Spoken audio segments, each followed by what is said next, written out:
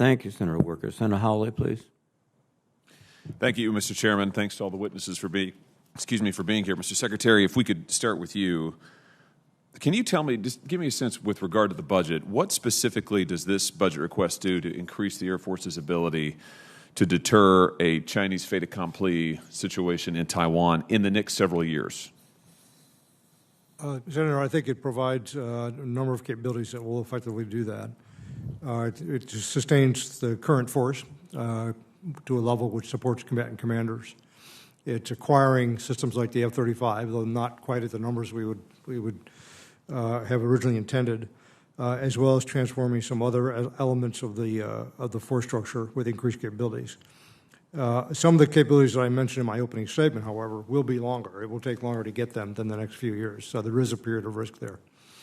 Well, you're hinting at what my concern is here, which is that you appear to be cutting capabilities that we could use to deter China in the near term in favor of making investments, which I support for the long term, but of course that sets us up with a scenario where when we're in this potential danger zone between now and, say, 2030, as Chinese capability ramps up, we want to be sure that we can deter and deny in that window as well. I'm concerned that this budget may not have us on track to do that. Do you want to just respond to that?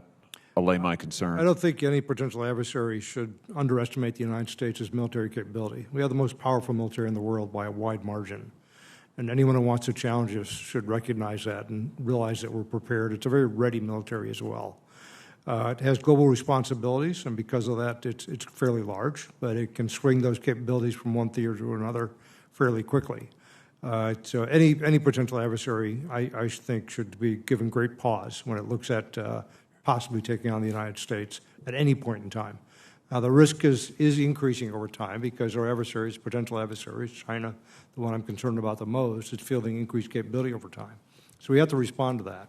And we're making marginal changes in the near term in order to have greater capability in the longer term. Let me ask you specifically about Pacific Air Force's PACAF. This would be the point of the spear for the Air Force, is the point of the spear for the Air Force in the Pacific.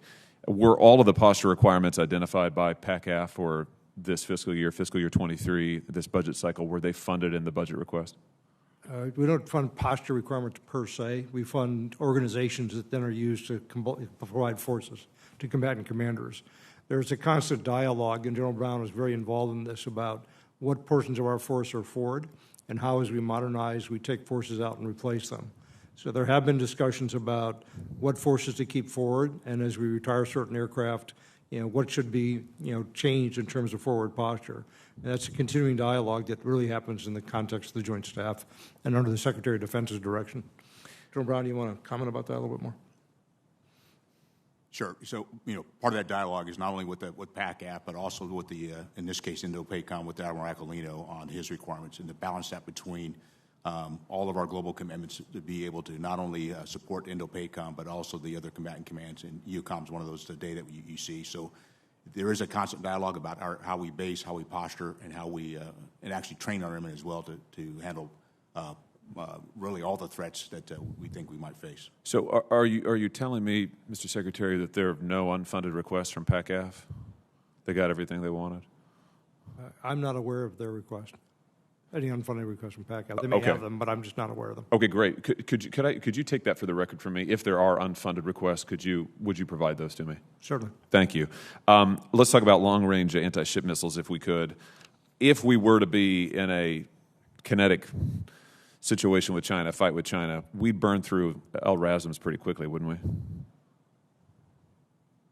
That'd be speculating. We are acquiring some LRASM for the Air Force in our budget, and we probably will be doing more as we go forward. Yeah, here's my concern. Last year, you requested 0 LRASMs. This year, it's 28. Mm-hmm. Combined with the 60 LRASMs requested by the Navy for FY23, that means we're only buying 88 total LRASMs in this budget year. I mean, can our industrial base not produce more than 88?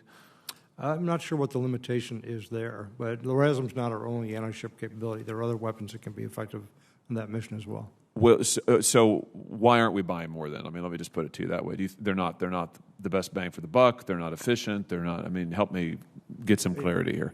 We basically try to balance our munitions acquisition across all the different demands, and that's one of several. This is a new acquisition, I think, for the Air Force. So we're going to be integrating them into the force and learning how to use them.